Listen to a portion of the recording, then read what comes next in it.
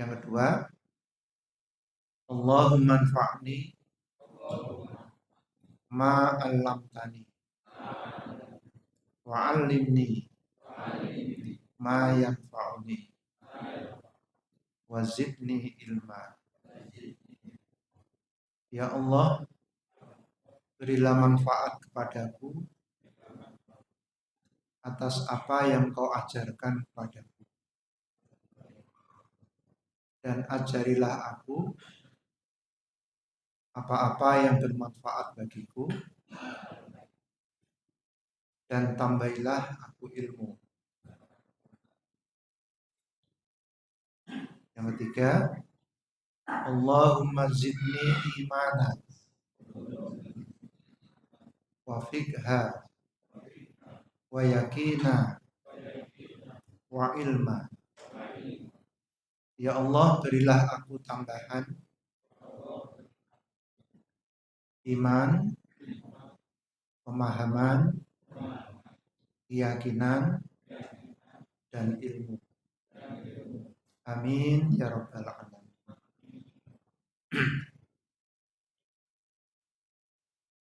Malam ini Bapak Ibu, kita akan melanjutkan materi kajian yang telah beberapa kali disampaikan berkaitan dengan judul Jangan Tertipu dengan amal kita. Supaya kita tidak tertipu, bagian yang terakhir ini adalah supaya kita berusaha menjauhi perkara-perkara yang bisa menggugurkan amal kita.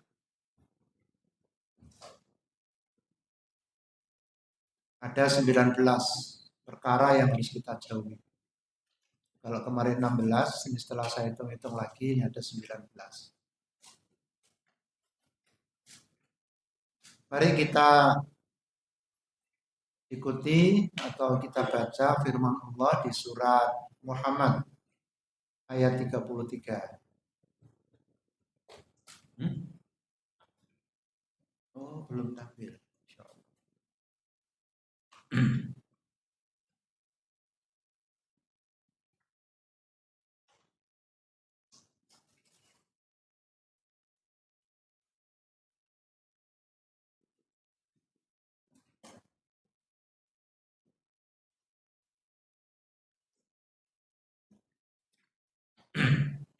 Firman Allah di dalam Al-Quran surat Muhammad ayat 33.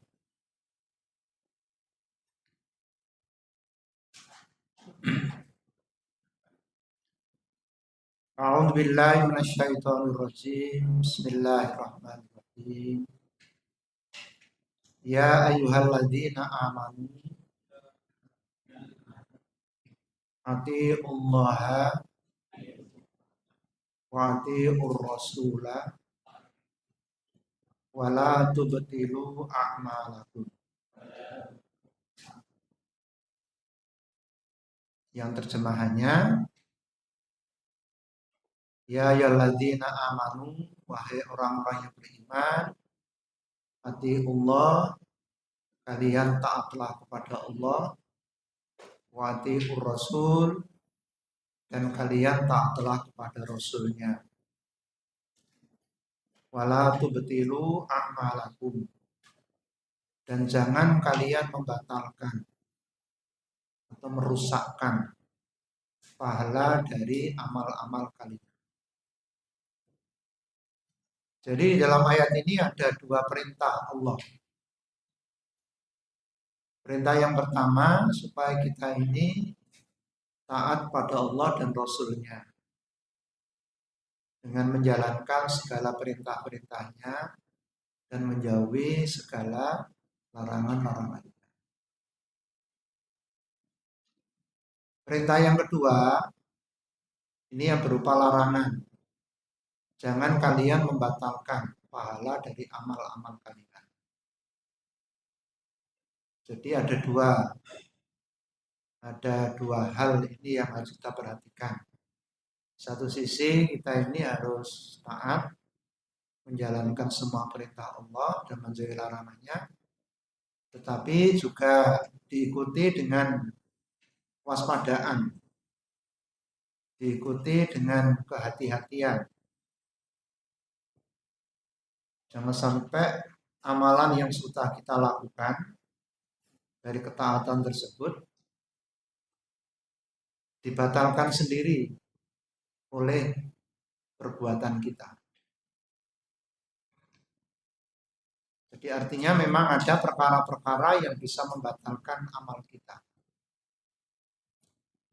Memperhatikan apa yang membatalkan amal ini sangat penting. Sampai Ibnu Qayyim mengatakan, ini beliau mengingatkan pada kita, laisa sya'nu fil amal. Bukanlah perkara yang penting itu terdapat pada amalan kita. Wa inna masya'nu kulla sya'ni fi hifdzil amal mimma yufsiduhu wa yahbatuhu. Tetapi justru yang terpenting, inna masya'nu kulla sya'ni,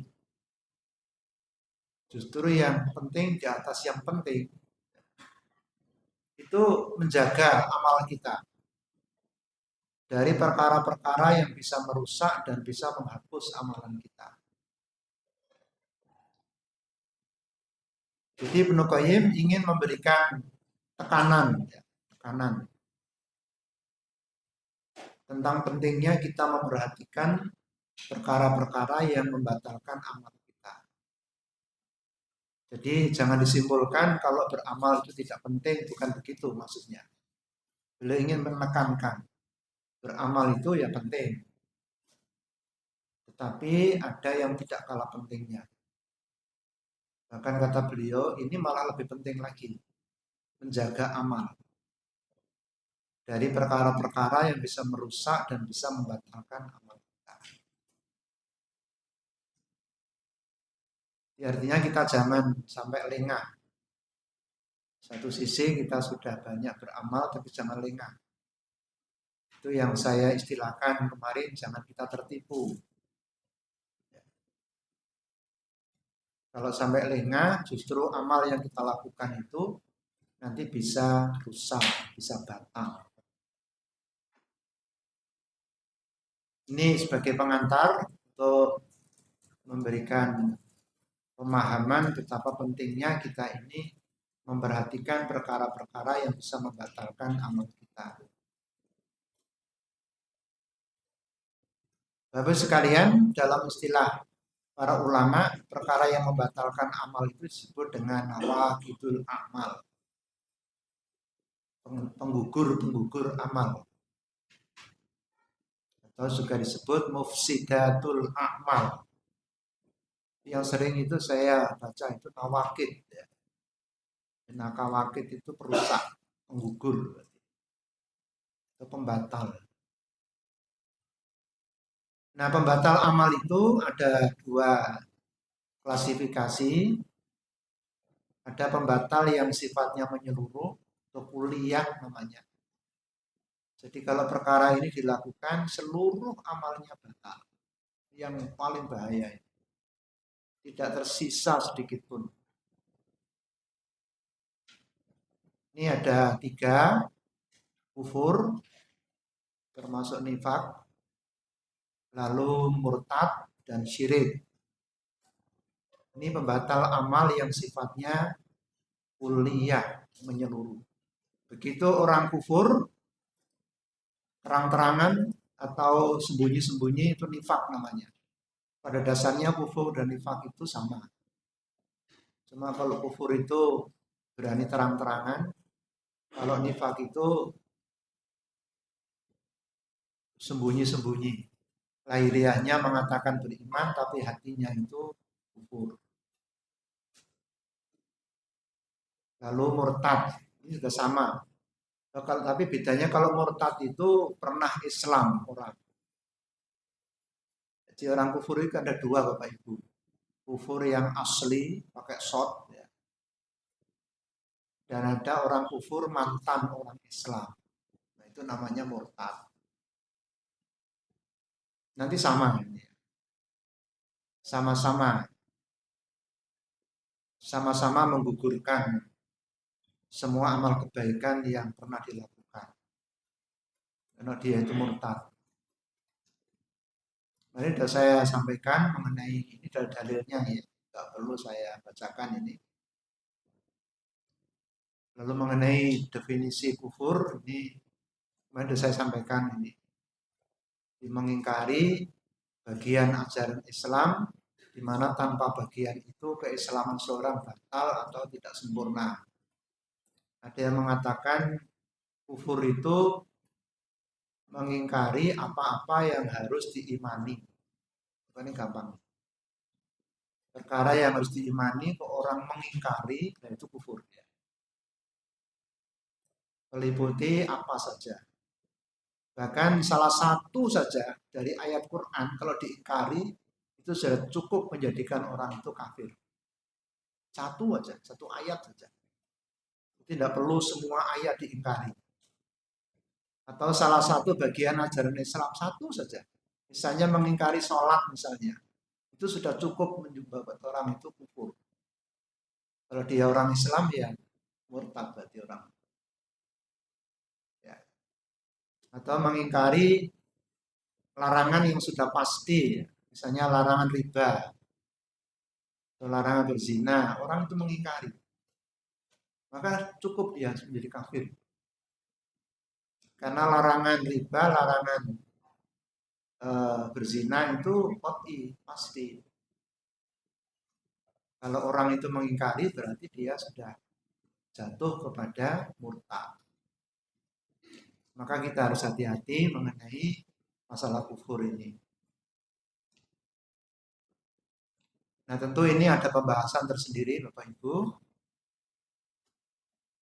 Yang mungkin nanti pada lain kesempatan kita bisa memperdalam tentang konsep kufur. Begitu juga tentang, nah ini di antara doanya ya. Salah satu doa yang diajarkan Rasulullah ini setiap hari, pagi dan sore, adalah kita membaca doa ini. Allahumma inni a'udzubika minal kufri wal fakri. Allahumma inni a'udzubika min adzabil qabri la ilaha illa anta. Ini dibaca 3 kali setiap pagi dan sore. Ya. Jadi Nabi mengulang-ulang bacaan ini pagi 3 kali, sore 3 kali. Nah, Bapak Ibu bisa merenungkan ya. Nabi saja itu berlindung dari kekufuran. Apalagi kita. Jadi kita jangan merasa aman dari kufur itu. Maka penting kita memahami tentang konsep kufur. Jadi kalau Rasulullah sendiri berlindung kepada Allah, itu menunjukkan 2 hal. Satu, kufur itu bahaya, dan yang kedua, kufur itu mudah mengenai orang.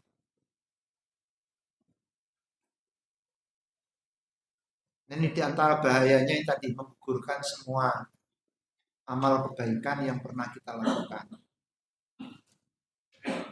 Nah, begitu juga syirik, Bapak Ibu ya. Syirik itu artinya menyekutukan Allah. Artinya orang meyakini selain Allah itu ada Tuhan. Tuhan yang juga menciptakan, memberi rezeki, menghidupkan, mematikan, mengetahui perkara gaib, mengatur alam ini. Atau ada Tuhan yang berhak untuk mendapatkan sesembahan, untuk diberikan jenis-jenis ibadah seperti ruku, sujud, menyembelih. Menyembelih itu termasuk ibadah. Itu kalau ditujukan kepada selain Allah, syirik orang itu. Bernadar, berdoa, dan yang lain-lain. Di perkara-perkara yang seharusnya hanya kita peruntukkan kepada Allah, tapi juga diperuntukkan kepada yang lain, itu disebut dengan perbuatan syirik. Ini pun kita harus hati-hati. Ya. Mengenai bahaya syirik, itu banyak dijelaskan di Al-Quran. Di surat Az-Zumar 65 itu jelas sekali. La in asyrakta la yahbatanna 'amaluka. Jika kamu melakukan syirik, benar-benar amalmu itu akan terhapus.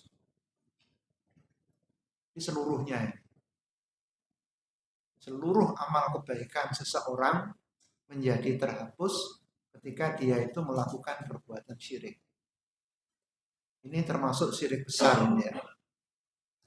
Ini juga nanti butuh keterangan di lain waktu ya Bapak Ibu. Ini ada doa yang diajarkan Rasulullah juga ini. Ya, beliau juga selalu membaca doa ini. Allahumma inni a'udzubika an usyrika bika wa ana a'lamu wa astaghfiruka lima la a'lamu. Ini Nabi juga yang memberikan contoh, memberikan teladan melalui doa beliau. Jadi kalau Nabi saja minta perlindungan pada Allah, apalagi kita. Kan ya Allah, aku berlindung kepadamu dari mempersekutukan engkau. Padahal aku tahu. Dan aku mohon ampun kepadamu terhadap apa-apa yang aku tidak tahu. Nah, jadi syirik ini perkara yang halus sekali. Sampai Nabi menggambarkan di hadis yang diriwayatkan oleh beberapa sunan dan musnad ini. Syirik itu sangat lembut sekali. Lebih lembut daripada semut yang merayap di atas batu. Ya. Ditambah di malam hari yang sangat gelap sekali. Sampai mboten ketok. Ono semut merayap di batu di malam hari gelap gulita. Kan mboten ketok tadi. Itu menggambarkan betapa yang namanya syirik itu sangat halus banget. Maka wajib kita untuk hati-hati dan jangan menganggap syirik ini perkara yang biasa atau perkara yang enteng. Ya. Ini bahaya banget syirik itu. Nah, ini bisa menggugurkan semua amal kebaikan yang kita lakukan. Ini yang pertama Bapak Ibu. Amalan-amalan atau perkara-perkara yang menggugurkan semua amal. Kufur, murtad, nifak, dan syirik. Nah, yang kedua, sekarang ini menggugurkan sebagian. Nah, ini lebih ringan lah. Yang disebut dengan juz'iyah, penggugur amalan yang sifatnya juz'iyah. Juz'iyah itu artinya sebagian. Kalau tadi kuliah itu menyeluruh. Jadi yang dimaksud sebagian itu yang terhapus itu hanya amalan yang terkait dengan perkara ini. Kalau yang lain tidak, kan masih mendingan. Kalau tadi itu kan seluruhnya. Kalau ini tidak. Hanya amalan-amalan tertentu yang memang bersinggungan dengan perkara yang menjadikan amal itu gugur. Ini ada 16 banyaknya ya. Ini lebih banyak nih. Yang pertama itu riya dan sum'ah. Riya itu orang melakukan suatu amal kebaikan dengan tujuan atau maksud supaya dilihat orang, agar dia dipuji, atau dia mendapatkan kemasyhuran atau keuntungan duniawi. Di amalnya itu tujuannya manusia. Itu namanya riya. Supaya dilihat. Kalau supaya didengar, itu namanya sum'ah.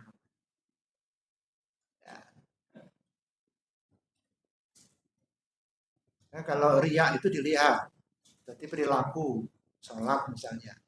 Kalau sum'ah itu didengar, berarti ngaji Quran misalnya, adzan, atau ceramah, atau yang sifatnya itu didengar orang. Kalau itu tujuannya supaya mendapat pujian itu namanya riya atau sum'ah, atau dua-duanya. Dan amalan yang terkait dengan riya dan sum'ah itu menjadikan amalan itu tidak mendapatkan pahala. Karena riya dan sum'ahnya bisa merusak. Ini yang membatalkan di sini. Ini hadisnya ada ya, banyak ini ya. Ini termasuk perkara yang paling dikhawatirkan Rasulullah. Dan beliau menyebut ini asyirkul asghar. Syirik tapi kecil. Lalu Rasulullah bersabda, nanti pada hari kiamat orang yang melakukan amal karena riya itu, Allah berfirman, pergilah kamu kepada orang-orang yang dulu kamu jadikan sebagai niatmu itu. Sana minta pahala kepada mereka. Jadi ketika orang minta pahala kepada Allah, ditolak oleh Allah. Lah kamu dulu kan bukan karena aku. Mintalah pahala kepada orang siapa yang dulu menjadi tujuan kamu beramal. Ditolak berarti. Amalan orang yang melakukan riya.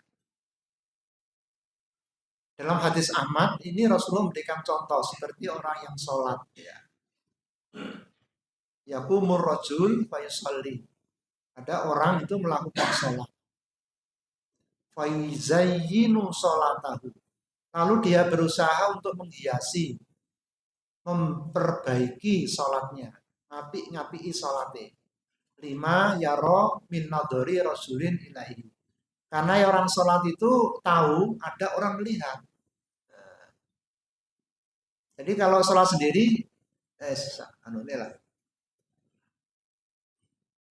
Begitu dengar ada orang, apalagi itu calon mantunya misalnya, calon mertua menjadikan sepuh mertua, maka diapi-apii sholatnya.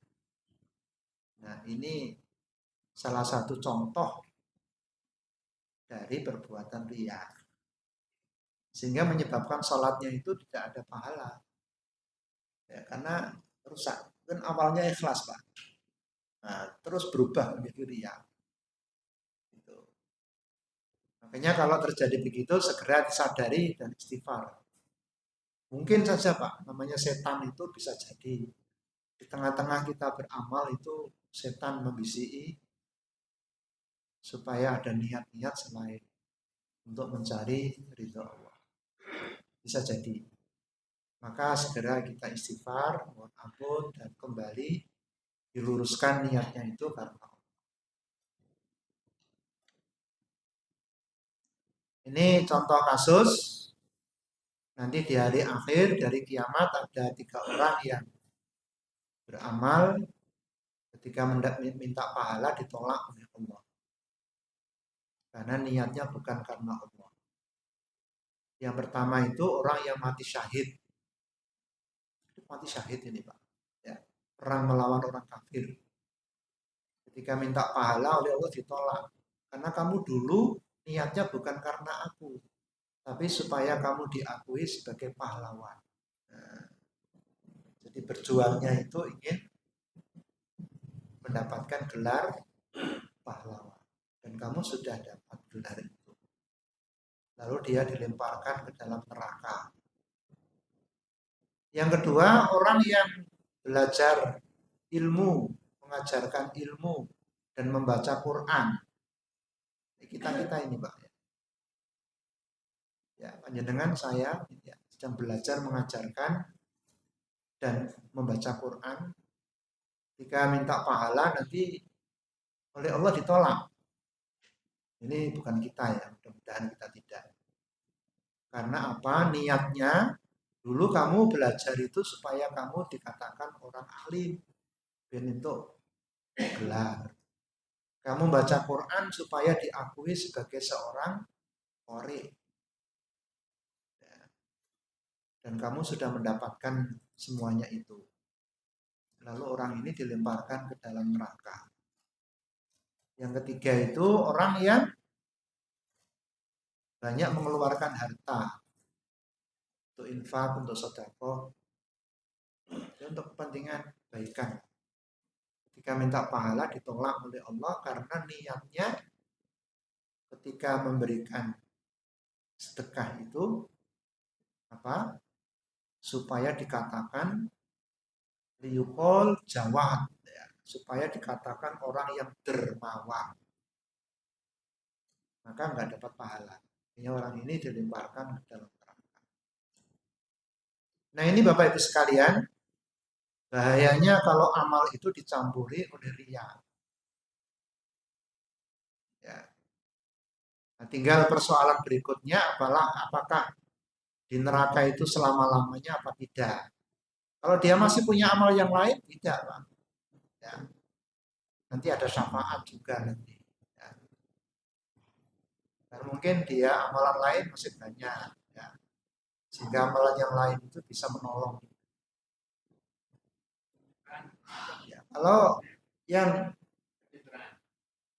iya pencitraan bisa jadi, ya itu kan niat Pak. Kita nggak tahu apakah dia niatnya ini atau tidak. Kalau pencitraan supaya dipuji orang, betul-betul pencitraan ya, iya. Cuma kan kita nggak tahu persis apakah orang itu pencitraan atau tidak. Nah dia sendiri yang bisa menjelaskan itu. Tapi tidak jadi Bapak Ibunya. Namanya ria dan sum'ah ini sangat berbahaya. Jadi kita nggak usah takut beramal ya. Terus aku rasa nang masjid doain bunda ria. Ria itu kan kalau orang beramal. Kalau tidak beramal sudah pasti ria lagi malah.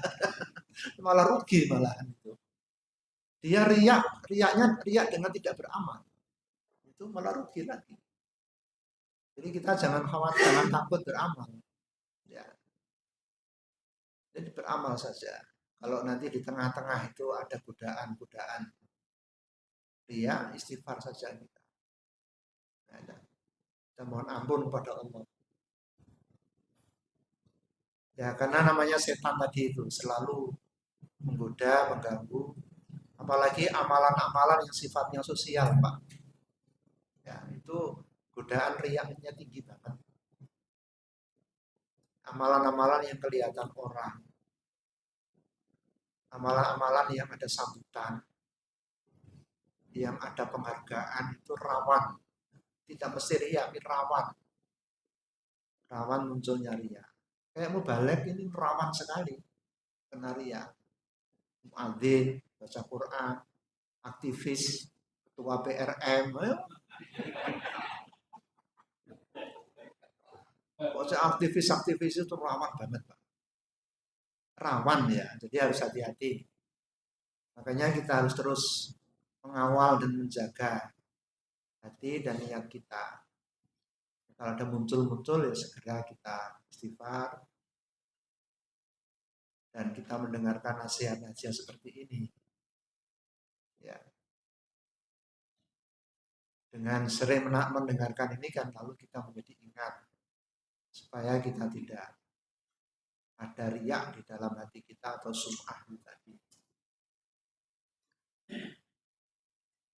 Kemudian yang kedua yang bisa menggugurkan amal, orang yang berbuat dolim kepada sesama manusia. Melakukan perbuatan-perbuatan yang merugikan, yang mendatangkan kedoliman kepada orang lain. Ya, ini dasarnya ada dua hadis ini. Satu Bukhari, dua Muslim. Ya. Kata Nabi, siapa yang berbuat dolim kepada saudaranya, baik berupa kehormatannya atau yang lain, segera minta halal hari ini. Sebelum nanti tidak berlaku dinar dan dirham. Maksudnya di hari akhir. Sebab kalau dia tidak minta halal, nanti amal solehnya itu akan diambil. Sebanyak kedolimannya. Nah, lalu diberikan kepada yang didolimi. Ini kan berkurang Pak. Kalau dia tidak punya amal kebaikan, maka dosa orang yang didolimi itu yang akan diambil, diberikan kepada yang berbuat dolim itu. kalau dia nggak punya kebaikan. Ini di hadis Bukhari. Sekaligus Nabi memberikan solusi, ya. Kalau kita merugikan orang, segera kita minta halal. Hari ini maksudnya ya sekarang, sebelum kita meninggal dunia. Kalau di hadis Muslim itu diceritakan tentang adanya orang yang jatuh bangkrut, al-muflis gitu ya. Kenapa dikatakan bangkrut? Karena orang ini nanti datang pada hari kiamat membawa amal berupa sholat, puasa, zakat, tetapi dia sering merugikan orang, sering mendolimi orang. Ini disebutkan ada 3 ini kedolimannya. Orang ini nggak bisa menjaga mulutnya. Fakot syatamahada, sering mengejek, mencela, menuduh, merasani. Nggak bisa menjaga mulut. Kan orang itu sakit hati, Pak. Kalau dirasani, ya Pak, dihina. Yang kedua, dia suka makan harta orang. Yang ketiga, menumpahkan darah orang dan memukul orang. Sampai meninggal, orang ini belum pernah minta kehalalan. Itu masalahnya. Sehingga menjadi dia bangkrut itu di situ. Karena itu maka nanti kebaikan-kebaikannya berupa sholat, puasa, zakat tadi diambil, diberikan kepada orang-orang yang pernah didolimi. Jika habis, padahal kedolimannya masih ada, ya, belum terbayarkan, maka kesalahan-kesalahan orang yang didolimi itu diambil, diberikan kepada orang yang mendolimi tadi. Summa turiha finnar. Ini yang menakutkan ini, Pak. Kemudian orang itu dilemparkan ke dalam neraka. Ini mengkhawatirkan sekali kan. Padahal ahli sholat, ahli puasa, ahli zakat. Kan tadi begitu. Rajin ke masjid dia. Sholat, zakat juga. Amal-amal kebaikannya banyak. Nah, ini tertipu ini orang ini. Terlena dia. Dikiranya dengan kebaikannya itu sudah selesai semua. Nah, dia tertipu dan tidak menjaga hal-hal yang bisa merusak dan membatalkan amal kita. Ini yang dimaksud Quran tadi itu. Taatlah pada Allah dan Rasulnya, jangan kamu batalkan. Satu sisi kita ini ya rajin beribadah, tapi hati-hati. Ada perkara-perkara yang bisa merusak, membatalkan, dan menggugurkan pahala amal kita.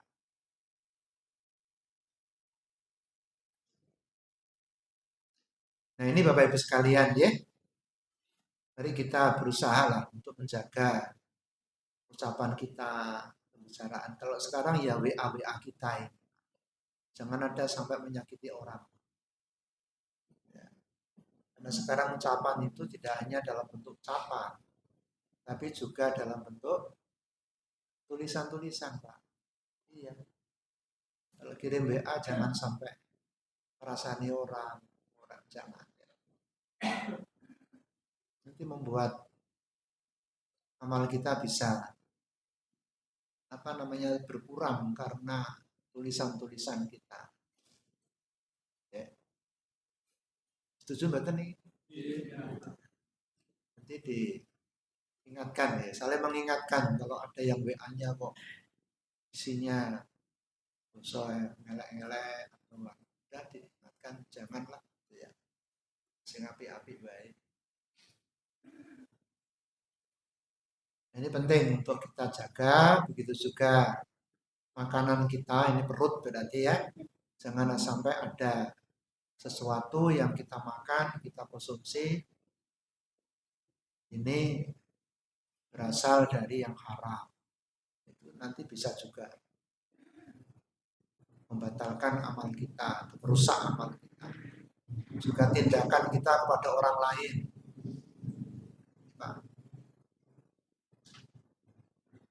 Jangan sampai membuat ada orang itu fisiknya tercederai karena tindakan kita. Ini tidak hanya dengan tangan. Ya, maaf ini Pak, merokok itu juga itu mendolimi orang.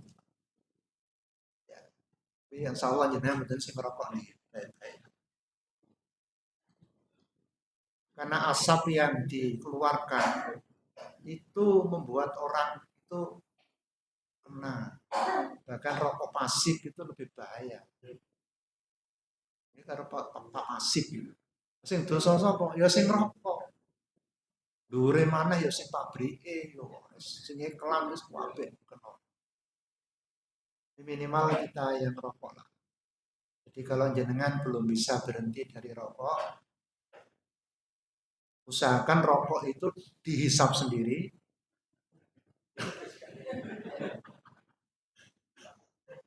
Di pokoknya gawe kamar khusus yang itu asapnya jangan kena anaknya, jangan kena keluarganya, jangan kena tetangga, pokoknya dihisap-hisap diri. Nek perlu mungkin gawe alat apa itu ya, nah, kayak plastik gitu lah Pak. Nah gitu, pokoknya saja nanti Bapak. Ini seperti guyon Pak, tapi serius ini Pak. Serius. Seperti halnya kalau kita naik kendaraan gitu ya. Memang ada yang nggak bisa kita hindari. Tapi jangan bikin knalpot yang membuat orang itu sakit. Knalpot itu dibuat sehalus-halusnya. Ya. Kalau perlu nggak keluar asapnya. Rasa melakukan malah. Dibuat sehalus-halusnya Pak. Karena kan nggak mungkin kita tanpa knalpot. Tapi dibuat sehalus-halusnya. Nah, senorek. Itu makanya kalau ada knalpot pendur nang eten pas kula temburi ki mesti itu jamaah Mujahidin. Nek ping pedi dosa ora bakal kaya justru bagaimana knalpot itu sehalus-halusnya iso aja nganti metu apa jenenge oline apa gitu. Sehalus-halusnya. Jadi ini serius nih Pak. Ini mendolimi orang soalnya. Sekarang ini banyak sekali yang seperti itu. Ini tidak hanya memukul itu ketok gitu ya. Tapi sering kita punya tindakan-tindakan yang membuat orang lain terdolimi. Ya. Atau mungkin, mohon maaf ini, nggak ada di sini ya. Punya usaha misalnya, bau yang itu menyakiti orang, sehingga orang bisa sakit paru-paru, jantung, karena dia punya pabrik apa gitu misalnya, yang itu baunya busuk misalnya. Misalnya, mohon maaf ini ya, punya ayam misalnya. Ayam itu kalau di tengah-tengah kampung harus diusahakan tidak bau itu. Karena saya pernah mengalami jadi korban itu. Jadi korban.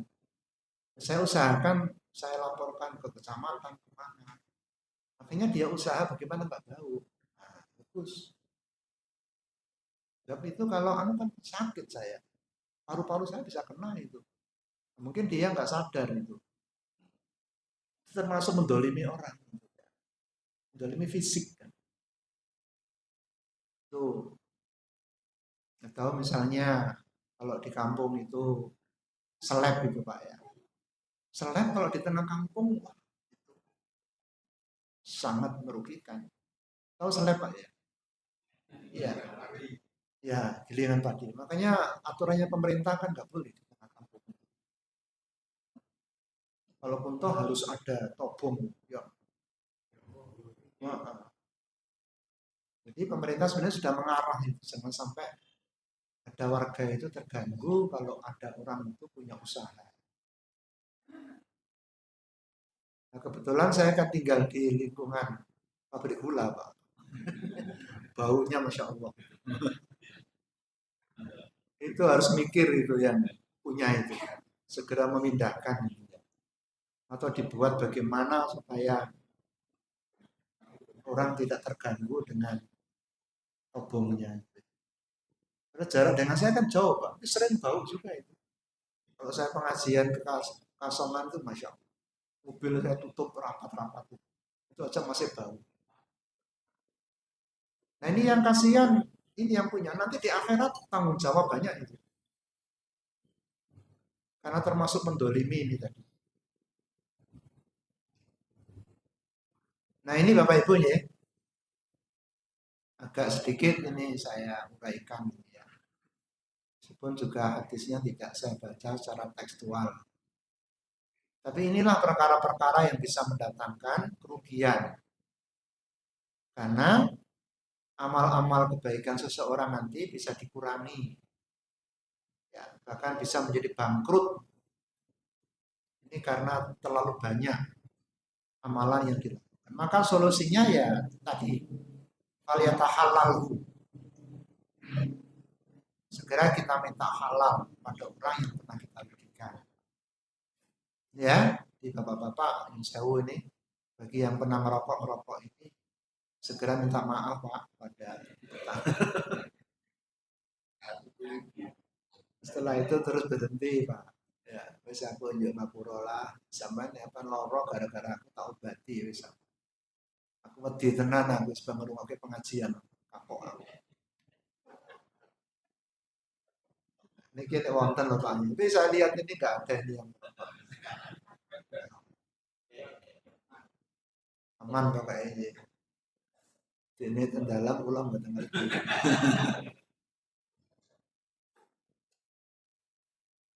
Niki saestu lho Pak niki Pak. Monggo dipikirkan tenan iki rokok ini Pak. Kasihan saya ini. Kasihan jenengan sih banyak merugikan orang itu ya. Nah Bapak Ibu, karena ini ya kita tadi target saya selesaikan ini ya. Mungkin nanti berikutnya tidak terlalu banyak uraian ya. Betul apa-apa ya. Kita selesaikan pada temuan yang akan datang.